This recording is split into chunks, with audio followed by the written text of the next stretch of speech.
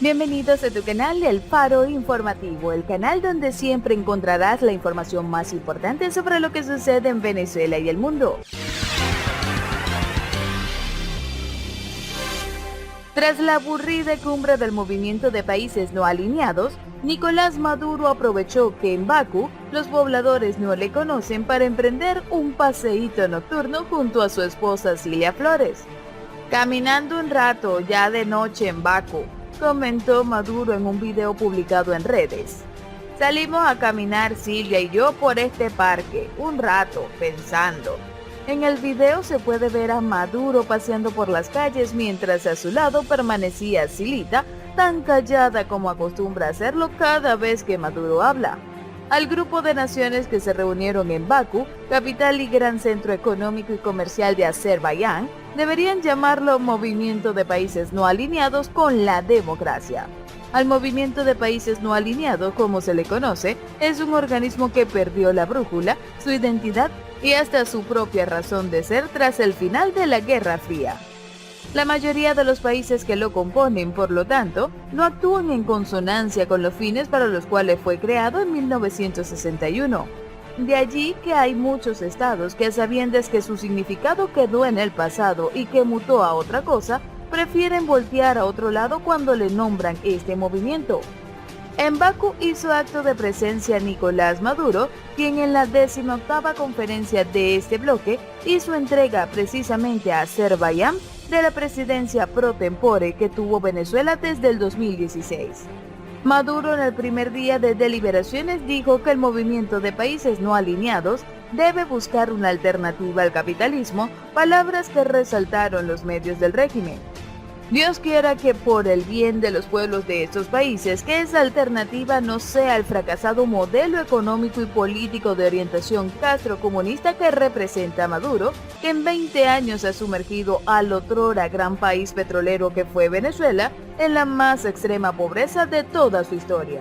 Hoy te contaremos todos los detalles que surgieron tras esta cumbre, así que no debes perderte ninguno. Como siempre, antes de comenzar, queremos darte las gracias por visitar nuestro canal y te invitamos a suscribirte para que no te pierdas ninguna de nuestras noticias.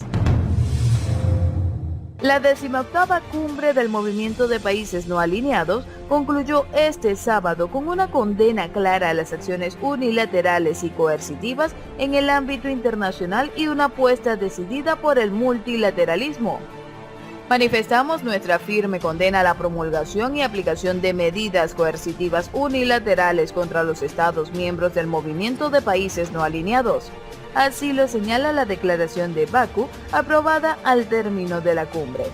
Los no alineados expresaron su preocupación por el impacto adverso de la crisis financiera y económica global en el comercio y en particular por el aumento del proteccionismo en los países desarrollados.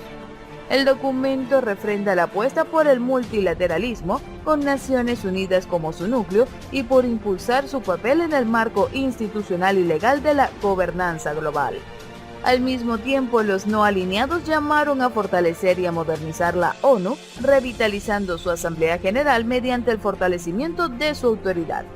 Recordemos que el Movimiento de Países No Alineados es el segundo organismo más grande del mundo después de la Organización de las Naciones Unidas. El Movimiento de Países No Alineados es un importante foro de concertación política conformado por 120 países miembros que tienen el objetivo de alzar la voz en nombre de los intereses y prioridades de naciones en vías de desarrollo de varios continentes. Su principal objetivo es establecer una alianza de estados independientes e instaurar una corriente neutral y de no alineamiento con la política internacional de las grandes potencias. Sin embargo, aunque a muchos les queda la duda de si esto es lo que se lleva a cabo, en la cumbre de Bakú se dieron cita a los representantes de más de 100 países y organizaciones internacionales. Gracias a todos por la confianza depositada en Azerbaiyán, dijo en la clausura de la cumbre el ministro de Asuntos Exteriores azerbaiyano, Elmar Mamederov, quien aseguró que su país hará todo por promover el multilateralismo. Destacó que los documentos adoptados en la capital azerbaiyana muestran que el movimiento de los no alineados continuará ayudando en la solución de los problemas globales. Agregó que el principal objetivo de la presidencia pro tempore de Azerbaiyán será fortalecer la confianza en el movimiento de países no alineados, así como propiciar el diálogo con otras organizaciones internacionales. Los participantes en la cumbre, entre los que destacaron en la sesión inaugural del viernes, se encontraban Nicolás Maduro y los presidentes de Cuba, Miguel Díaz-Canel e Irán, Hassan Rouhani. Coincidieron en condenar las acciones coercitivas unilaterales de los países poderosos y abogaron por impulsar el multilateralismo. Hoy por hoy, las agresiones económicas y financieras de algunas potencias son tan letales como sus ejércitos. Así lo dijo Maduro al entregar la presidencia de los no alineados a su homólogo azerbaiyano Ilham Aliyev. Tanto el dictador venezolano Nicolás Maduro como Díaz-Canel y Rouhani arremetieron con dureza contra Estados Unidos, al que acusaron de valerse de instrumentos económicos opresores para imponer sus objetivos políticos en naciones independientes. Tal vez seamos injustos con algunos estados suramericanos cuando señalamos que se le debe cambiar el nombre al movimiento de países no alineados por el de movimientos de países no alineados con la democracia. Así, en mayúscula, la última palabra. Y decimos lo anterior con el debido respeto que se merece, por ejemplo, Colombia y su posición de mantenerse en este bloque de naciones.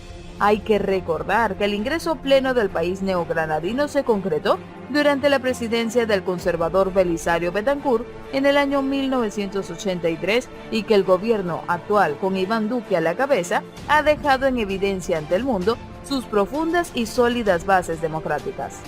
Algo similar sucede con Chile, al que tampoco se debe meter en ese mismo saco. Este largo país ingresó en el movimiento de los no alineados en 1971 durante el mandato de Salvador Allende. En este punto no hay que olvidar que esta nación ha tenido desde el final de la dictadura de Augusto Pinochet en el año 1990 más gobiernos de tendencia izquierdista, lo que no es el caso actual con el demócrata Sebastián Piñera como jefe de Estado. Guyana ingresó durante el mandato de Arthur Chum, el segundo jefe de Estado que apenas tuvo el país después de su independencia.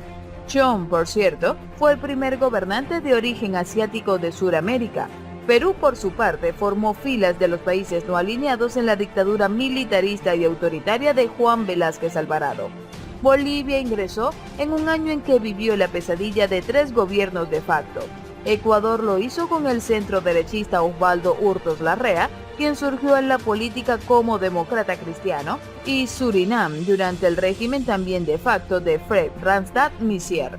Fuera del contexto suramericano, no podemos pasar por alto, y lo hacemos como punto para resaltar, que la mayoría de los países que integran el actual movimiento de países no alineados son de África, y a estos le siguen los de Asia, mientras que de Europa, el continente que más sufrió a manos del Imperio Soviético, a ese no lo nombran así los comunistas y existió, solo hay 2 estados en la lista, Azerbaiyán y Bielorrusia, lo cual no sorprende a nadie. En el caso de Venezuela, que es realmente el que nos atañe, hay que decir que pasó a formar parte del movimiento de países no alineados en 1989, durante el segundo mandato presidencial del entonces abanderado de Acción Democrática, Carlos Andrés Pérez. Fue una época en la que se cometió el grave error de apartarse por completo de la doctrina Betancur y se acercó a la Cuba castrista.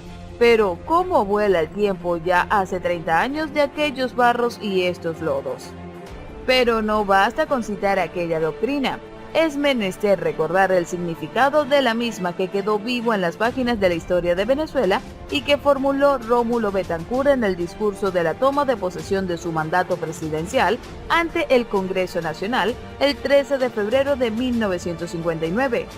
El líder de Acción Democrática dijo en ese momento: solicitaremos cooperación de otros gobiernos democráticos de América para pedir, unidos, que la Organización de Estados Americanos excluya de su seno a los gobiernos dictatoriales, porque no solo afrentan la dignidad de América, sino también porque el artículo 1 de la Carta de Bogotá, acta constitutiva de la OEA, establece que solo pueden formar parte de este organismo los gobiernos de origen respetable nacidos de la expresión popular, a través de la única fuente legítima de poder que son las elecciones libremente realizadas. Regímenes que no respeten los derechos humanos, que conculquen las libertades de sus ciudadanos y los tiranicen con respaldo de las políticas totalitarias, deben ser sometidos a riguroso cordón sanitario y erradicados mediante la acción pacífica colectiva de la comunidad jurídica internacional.